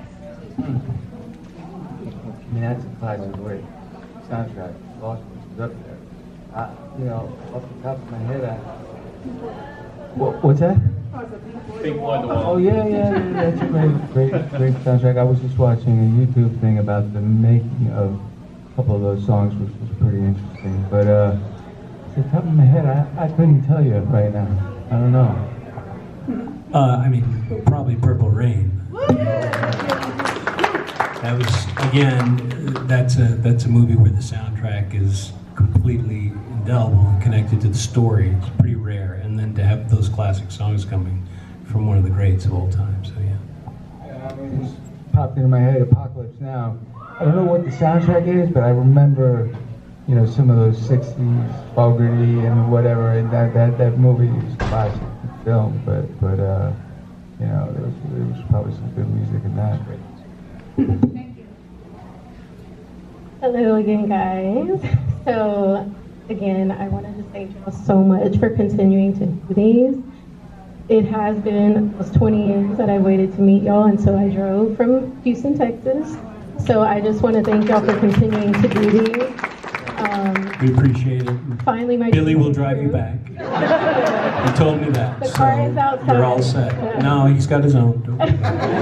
Well, so my question is for Billy specifically. I remember reading somewhere that the Miss Sucker wasn't scripted, and that is kind of like your iconic scene. And I heard you mention you're shy, so I just kind of wanted to see, could you confirm, was that not scripted? I believe that Joel in that moment had come up with a line, and that was kind of like maybe the New York in me coming out. You know, I'm pretty sure that I came up with that line, but You just got to go with it. You came up with it, man. I mean, I don't remember everything, but He came up with the line, everybody. Sucker. Put it in Wikipedia. That's his line. Thank you. With you being shy, how did you feel with, I mean, the camera had to have been just right in front of you for that iconic moment. You know, by that time, after we got into the flow of things, I started to get a little more comfortable. Everybody's so supportive, and it was just a lot of fun. But you know, the most pressured moment, I might have said this in another time, because most of my stuff was physical behavior. You know, I loved it when we were up on the thing and we just had our first feed, so I just, you know, just getting that adrenaline, that high from the feed. But I remember we were going off the bridge, and they said, do something off the bridge.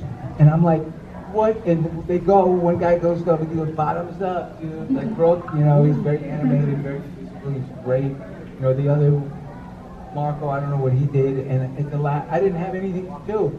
And at the last second, I just went, and jumped. But it came out spontaneously, and it worked. But it was like, super high pressure, because what if I didn't do anything? It would have just, you know, I had to do something. So that was, at least I came through with something there. See, I heard you didn't come up with that one. Maybe off of Brooks, so I just This is for both of you guys. Did you guys get to do your own stunts at all in The Lost Boys? I flew out of the fireplace. You know, on a slingshot, I was harnessed on something and I got pulled back into the stereo. But when the pyrotechnics and everything went off, that was the stunt double. And you know, because it was all the fire and everything. Then on the back cover of the album, I said, that's not me, that's him. Look, he's got a hairy belly. And everybody thinks it's me, but it wasn't. That picture is actually the stunt guy doing that stunt. But those were the two stunts. And then we did some riding, you know, but you know, down the steps. Got to ride down the steps, but you know, I think you were up in the harnesses with Kiefer flying around Peter Pan. Well, again, obviously there was no computer graphics back then, so all the stuff on the flying and the wires, it was difficult to do because you have to really keep your body in a certain way. And like when Michael first floats up to the ceiling and is being pulled out the window, it's complicated stuff because also they couldn't erase the wires. So you had to do it in a way, the whole take might have worked, where everything's get trashed, you get pulled out, you're getting cut, and then if that last little second they just get a little glint of that, it's no good. Today they don't even think about that. You know, they just erase them. So we did that, and yeah, I mean, when the dog jumps up on me when I'm going to Sam taking a bath, they made a ramp, and the guy said, okay, so we'll send the dog up, and then he'll jump into you, you go on a mat and all that. Do you think you'll be able to handle that? And I said, I'm going to be handle what, a dog coming up to me? Yeah, I think I'll be able to handle that. Well, he hit you like a bull. You know, especially when he was running up the ramp like that. But I think we only did that once, and that was that, so yeah. Flying out the window too, that was one thing, right? I always do that. Hello, so I love the movie, and I love the soundtrack, and I love Cry Little Sister. It's just like just jamming all the time. Do you love the song? Is it gotten old? And also, my second question is, with the dog, was that dog a dog that you had to like befriend and let him smell you, or was it like a random actor dog that you had to be good? And I think his name was it Nana too? It was Cody. Oh, Cody. There was two dogs because you had to do, certain dogs could do certain things. But oh no, those dogs are very trained. And we didn't, no, they just put him in a kennel and then they jump up on you, knock you downstairs. I think my broke because they actually threw the dog and broke it. What was the other question? I don't remember. Cry Little Sister. Oh, Cry Little Sister. You know, there's been a lot of cool covers of that, and it is played a lot, but it's still a classic song. And G. Tom is a friend, and love that he, you know, made that song, and it's still, you know, the iconic, you know, theme, you know. I mean, you can't imagine the movie without that song, right? Even just little bits of it. So, but that's part of the lightning in the bottle stuff. Like G-Mac was here, he'd tell you a whole long story about everything. The fact is he never saw the movie. I mean, Joel gave him a script and he had some idea and he just wrote the song and it just happened to work with everything that it was. And how Joel parsed out little pieces of it. You know, because some of it's just sort of chanting and some of it's full, and then it's also built into the film score that it just meshes into. That was also a rare thing, to have songs that normally if you have like a Broadway song, there's something that's similar in the melodies orchestrally that, you know, has a common theme. That's not the case in Lost Boys. He has all these songs and then there's an actual score that meshes in very subtly with the rest of it. Those sort of calliopes and then some gothic thing. Again, that's all Joel.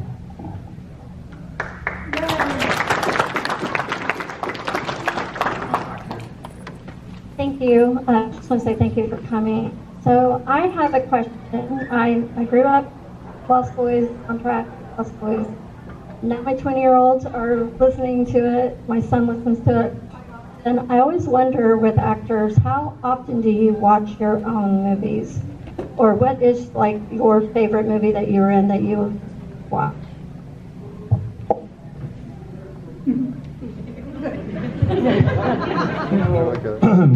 This film, I never really, at the time, I looked through the script, I saw I really didn't have a lot of lines.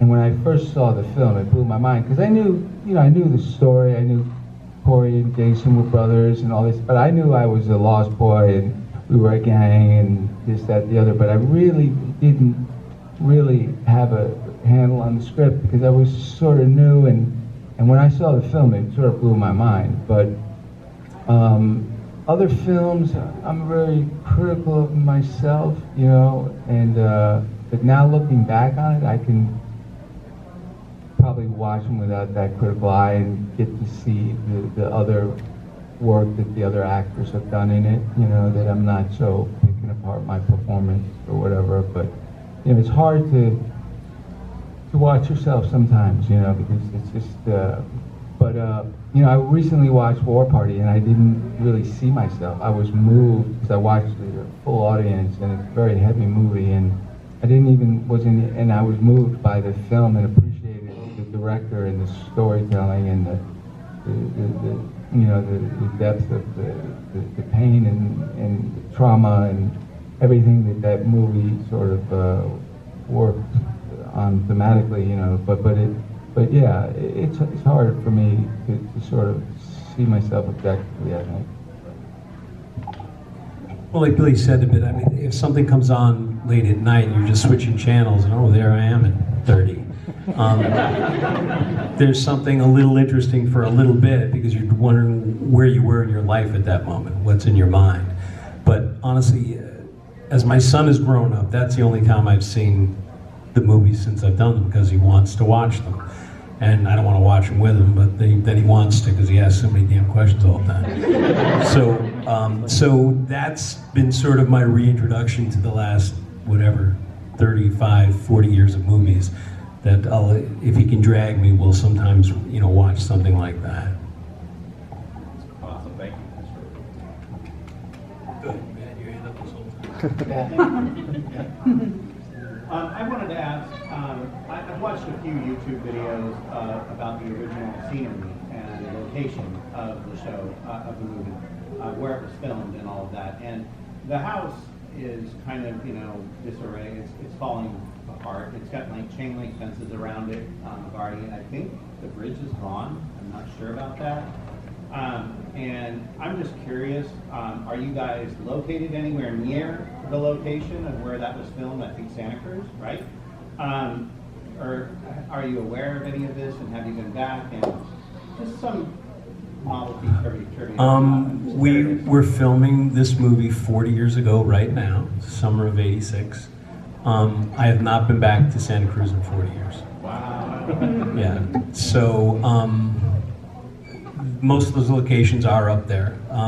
The Trestle Bridge, I think that was actually a place in California, in Valencia. The opening to the cave also is a place in more Southern California. Santa Cruz is, you know, up north by San Francisco.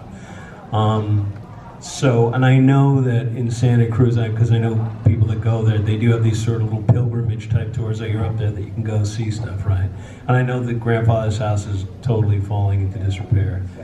Yeah, what's alongside, it's too long a story, but I got a hold of the mayor and someone else because someone had come to me from one of those, I don't watch the home channels where they, you know, bunch of, construction people. I know how they rebuilt the Brady house and all that, so they had this idea of saving it and doing that to the grandpa's house. Well, welcome to California, that's why it's not happening. I mean, these people were going to pay for all of it, and we would restore it to its glory, because as you know, that Santa Cruz has a lot of Santa Cruzes that Lost Boys was there. It's made it famous worldwide. And so our point was, okay, we'll make it exactly what it was as best, because right now it's just a rat trap that they're going to tear down, and that's why there's fences around it.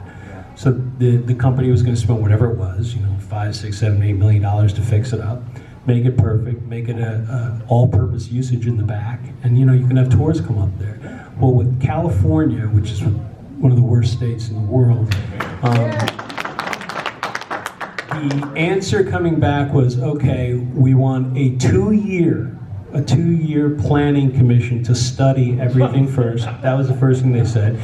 That you will pay for $2 to $3 million, and then after that, we'll make an assessment. Now, it's just absurdity, because we were going to, and I was going to have, guys like Billy and Kiefer and all that were up there. We'd go up there and be part of the process. They don't want. They don't want that. They want all that kind of bureaucracy and all that crap. So that will fall down and be pulled. And our point is, you're taking it down anyway. No one is asking you to pay any money. And what does an assessment need for, since it's already built? It already has a foundation, whatever the plumbing and everything is, but that's California. So. I grew up in Vallejo, and this guy over here too. And I moved out of California when I was 21. But yeah, Santa Cruz was a destination for my family growing up quite often, and I remember all of that very clearly.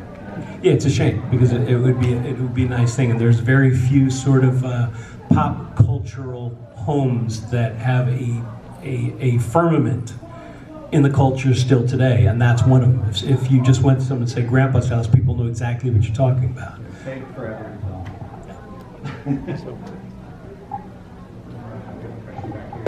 Hey, yeah, this is a question for both of you. I was wondering if you could tell me what was your favorite or most memorable part of making The Lost Boys?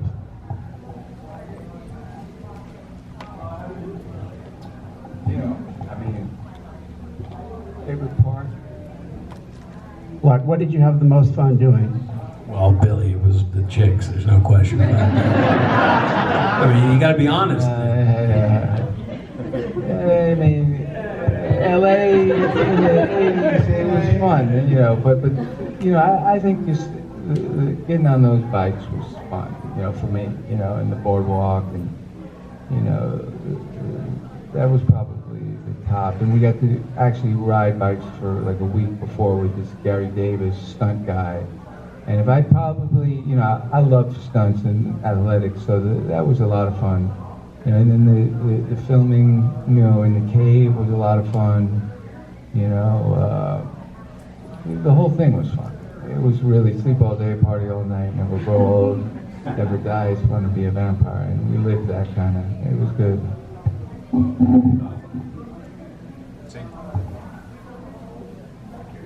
Gotcha. This is really too much of a question, but the same Ferris wheel that was in Santa Monica is now here in Oklahoma City. So I don't know if you guys know that or not. And then the Ferris wheel? Yeah. And then Here in Santa Monica? Yeah. Okay. But that wasn't in our movie, was it? No.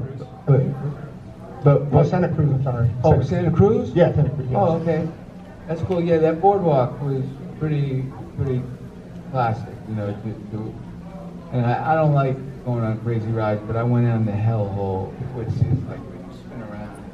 I was gonna barf, and I think, but yeah, I did go up there one time for one of the screenings they had, and I think next year, 40 years, we're gonna be possibly there might be a thing up there, but I think we're gonna be trying to get some reunion stuff going, but we'll see. And then last thing, Jason, man, I loved you when you were the vampire at the end, man, and you went off against that your mother was dating the head vampire, and you turned the corner. So I loved it when you did that, man. All right, thanks. As someone who grew up as a teenager in the 80s, you know, and me and our friends get together, you know, it was such a magical time, you know, shopping malls, movie theaters, in shopping malls, things like that. No phones. Yeah, no phones, no internet. Going to the movies on the weekend was a special thing. And so when we have our discussions about the movies we remember growing up, you know, whether it be Gremlins or The Top Guy and all of that, John Hughes movies, things like that, Lost Boys always come. So thanks for that. Thanks for. You're welcome.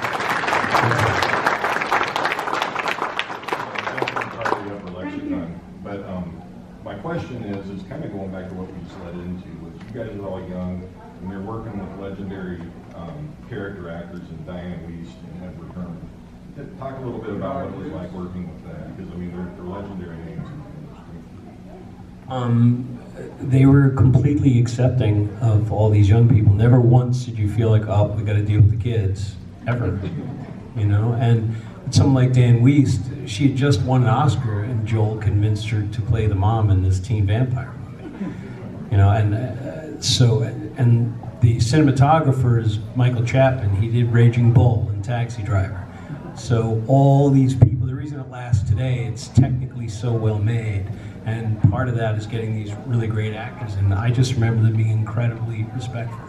And much of the stuff that I have with Diane today, those scenes would be, they would be just overwrought and yearning about, I'm a young man who wants to be away from this, and your mom.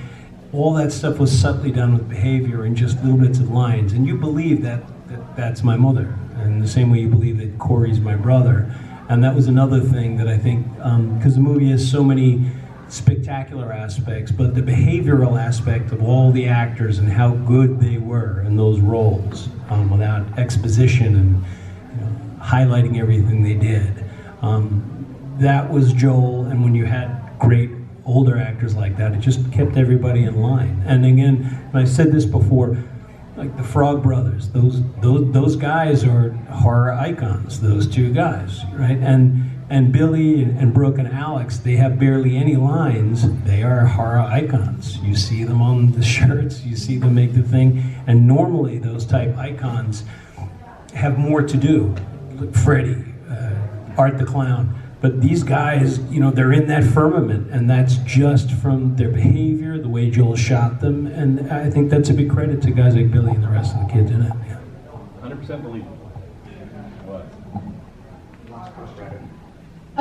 My mom is a really huge fan of you guys in Lost Boys, so I was just wondering if I could get a video of you guys saying hi to her. Is that okay? You'd have to ask everybody else. Okay. Her name is Deanna, so my boyfriend's gonna report it. Deanna? Deanna, Hey, yes. Deanna, how you doing? Sending you big love.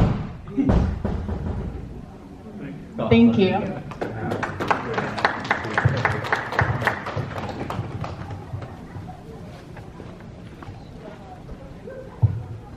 Quick question. What do you guys think Joel would feel knowing that The Lost Boys is now a Broadway musical? Well, Joel's gay. So I think he'd be pretty happy about it. It's a big honor to hit Broadway. I think he would appreciate it too.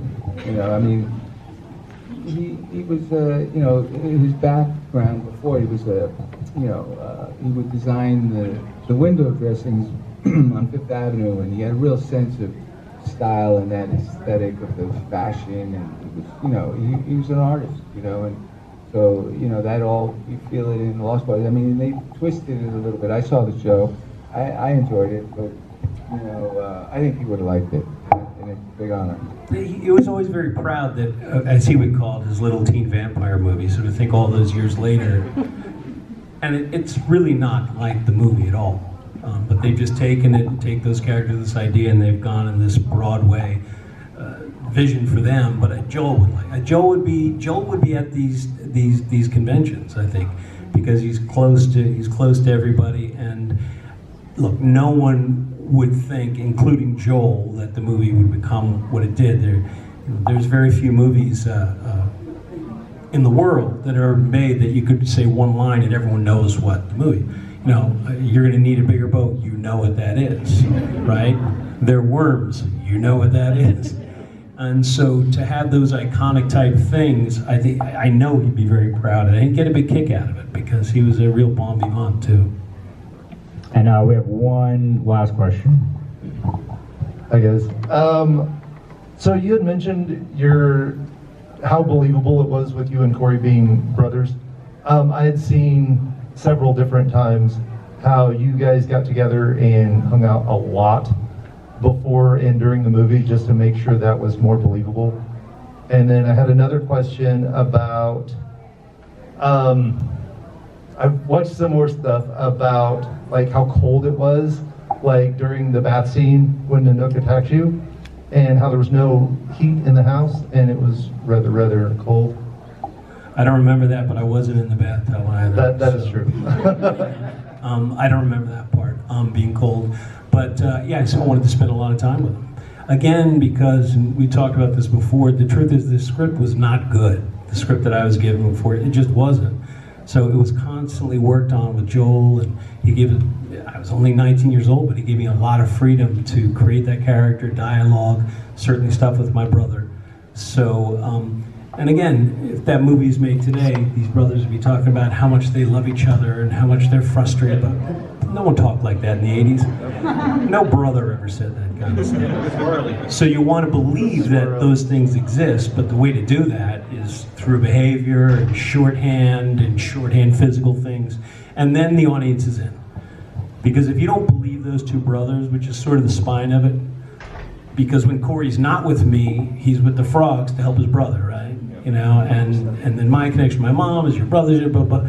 So if you don't believe that, I don't think the movie works. Because you have to have someone, the spectacular stuff's always gonna be great, and fun and sexy stuff, but there has to be a sort of behavioral, real thing that you care about or that you understand. That you have a brother, you have this, and go, okay, that's the base. Then all the other stuff works. So, and Joel knew that. And so I think the way to do that is for us to spend time together. That's awesome. Ladies and gentlemen, huge round of applause for Jason and Billy.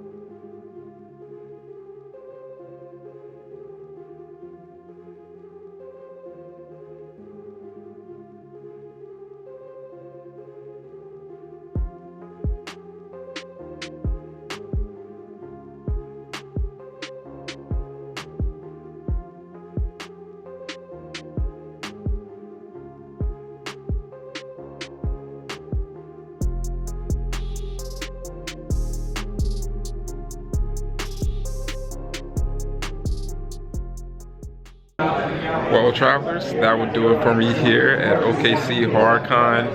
I'm so sad that I can't be here for the entire weekend, but guys, if you're ever in the OKC area, make sure to look them up. They do events in OKC and Tulsa, fantastic events, great people. Rod does an amazing job with this convention. Travelers, go ahead and comment in regards to anything that you saw. What was your favorite moment in this video? Go ahead and give me one of those Ash Williams severed hands, aka the thumbs up, to let me know that you liked it. Subscribe to the channel if you haven't already, and make sure the notification bell is on so that you know whenever new content is dropping.